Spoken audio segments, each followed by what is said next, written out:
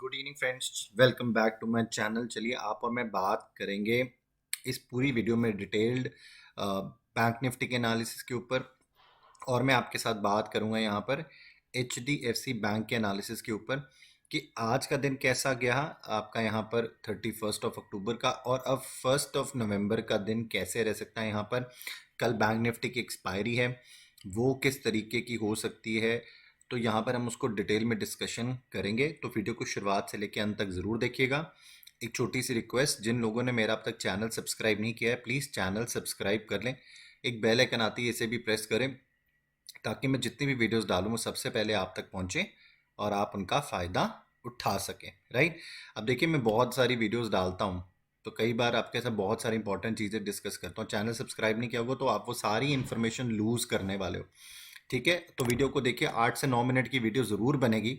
अगर आप अपने 8 से 9 मिनट कीमती इस वीडियो को नहीं दे सकते तो फिर देखिए, कल जब आप ट्रेडिंग करेंगे तो मैं आपको बता रहा हूँ कि आप स्ट्रगल कर सकते हैं। आप यहाँ पर कुछ चीज़ें सुनेंगे, कुछ चीज़ें समझेंगे और आपको कल उस पर आपके लिए बहुत हेल्प होगी, आपको हिम्मत मिलेगी कल की ट्रेडिंग के लिए। अब मैं आपके साथ अपने एक्सपीरियंस से कुछ चीज़ शेयर करना चाहता हूँ। यहाँ पर देखिए, ये पैटर्न जब भी बना है, ठीक है, तो यहाँ पर आपने अगले दिन मार्केट को काफ़ी देर तक स्ट्रगल करने के बाद फॉल ही करते देखा है। ठीक है, यहाँ पर मार्केट को स्ट्रगल करने के बाद फॉल ही देखा है। अब हम इतने बड़े तेज़ी के बाद, 30 अक्टूबर की तेज़ी के बाद आज हमने एक, आप इसको फॉल बोलेंगे कि साइडवेज, तो मेरे लिए बिल्कुल फॉल नेगेटिव है।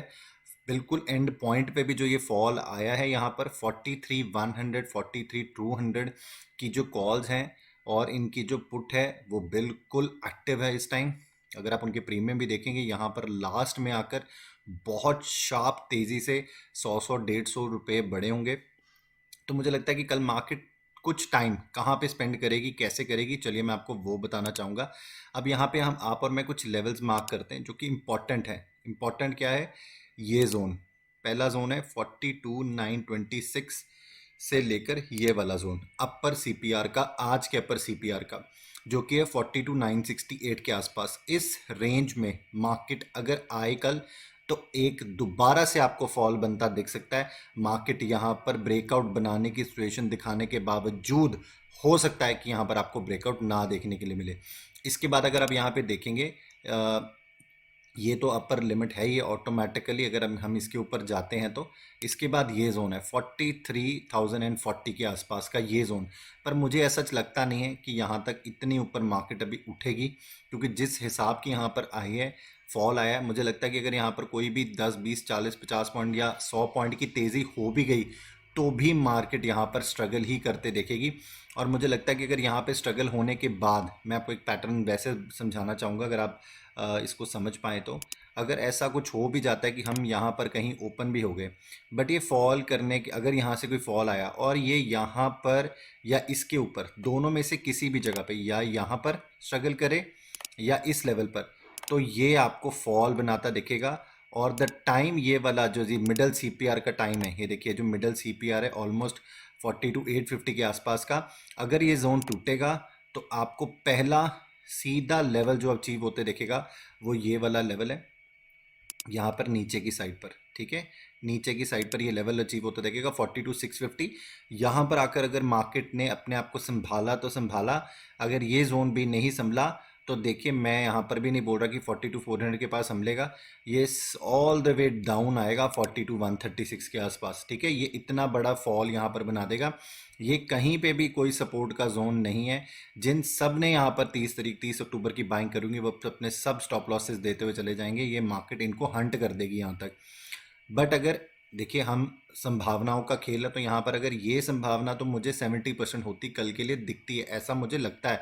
आप देखिएगा मार्केट किस तरीके से ट्रेड करती है। बट अगर यहाँ पर कोई भी बहुत बड़ी पॉजिटिव ओपनिंग हो गई, अगर हम इस जोन से ऊपर, ये जो हमारा जोन है 43,040 के ऊपर ही ओपन हो गए, तो देखिए फिर मैं आपको बोलूँगा कि जो इस जोन का, या तो इधर आपको ब्रेकआउट मिले यहाँ से ऊपर की साइड पर, क्योंकि ये नो ट्रेडिंग जोन बन जाएगा। अगर ये इस जोन में कहीं पे भी ओपन हो गई, इस जोन में कहीं पे भी मार्केट ओपन हो गया, बैंक निफ्टी ओपन हुई, तो या तो आपको इसके ऊपर की वेट करनी पड़ेगी कि यहाँ तो इससे ऊपर का ब्रेकआउट दे, तब आपके लिए ये बिल्कुल एक टारगेट बन जाएगा। आज का जो जहाँ पर हमारी ओपनिंग हुई थी 43,350 के आसपास, 43,27, ये एक आपका एक टारगेट बन जाएगा। और अगर इसने इसके आसपास ओपन के बाद अगर यहाँ से कोई फॉल देने के बाद यहाँ पर रेजिस्टेंस फेस किया और ये फिर फॉल आएगा, तो यहाँ पर आपको फिर फॉल यहाँ पर तगड़ा बनता दिखेगा। अगर अदरवाइज अगर इसके बीच में ही मार्केट होगी तो फिर यहाँ पर ही आपको एक्सपायरी होती भी दिख सकती है, इतने से जोन में भी। ठीक है, ये तकरीबन यहाँ पर 150 से 200 पॉइंट का जोन है। अगर इसमें ओपनिंग हुई तो ऐसा होने की संभावना भी बिल्कुल बन जाएगी कि मार्केट इसी जोन में कहीं ना कहीं आपको एक्सपायर होता दिख सकता है। ठीक है जी, ये तो होगी हमारी बैंक निफ्टी के ऊपर हमारी स्ट्रैटेजी। अब आप और मैं बात करेंगे एचडीएफसी बैंक के ऊपर। अब देखिए एचडीएफसी बैंक के एनालिसिस पे आते हैं। आप मुझे बताइए, अभी मैंने आपके साथ, अगर आपने निफ्टी के एनालिसिस को देखा और आपने, अब मैंने आपके सामने एचडीएफसी बैंक को खोल लिया, आपको चार्ट्स में कुछ भी डिफरेंस दिख रहा है दोनों में?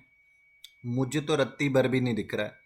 अगर जो स्ट्रैटेजी हमने वहाँ बनाई है वही स्ट्रैटेजी आपकी यहाँ पे भी बनने वाली है एचडीएफसी बैंक के साथ, अगर आप इंट्राडे में ट्रेड करने वाले हैं।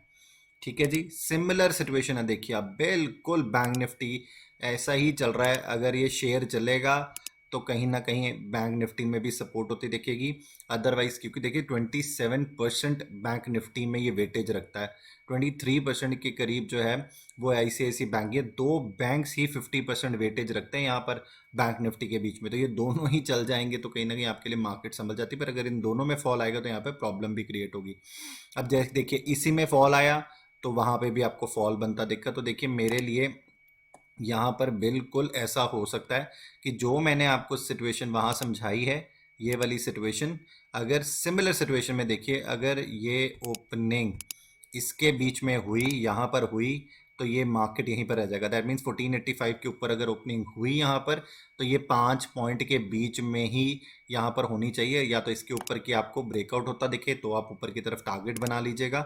अदरवाइज मुझे ऐसा कोई बहुत बड़े यहाँ पर टारगेट्स बनते तो नहीं दिखते। ठीक है, बट हमने जो स्ट्रैटेजी वहाँ पर निफ्टी बैंक के साथ सोची थी कि अगर आपको कोई भी फॉल इस लेवल के नीचे बनता दिखेगा। आप देखिए जो लेवल जो बैंक निफ्टी में है वो है 1482, तो 1482 तो मुझे लगता है धीरे धीरे धीरे धीरे धीरे ये स्टॉक नीचे आते आते जो आपको इम्पॉर्टेंट लेवल जो आपको जहाँ तक ये पहुँचा सकता है गिरता, मुझे लगता है 1464। और अगर 1464 टूटा तो देखिए फिर आपके पास जो अगला लेवल आएगा यहाँ पर इसका, वो तकरीबन वो यहाँ पर तक का होगा, दैट इज 1450 के आसपास। इतना बड़ा फॉल जो है वो आपको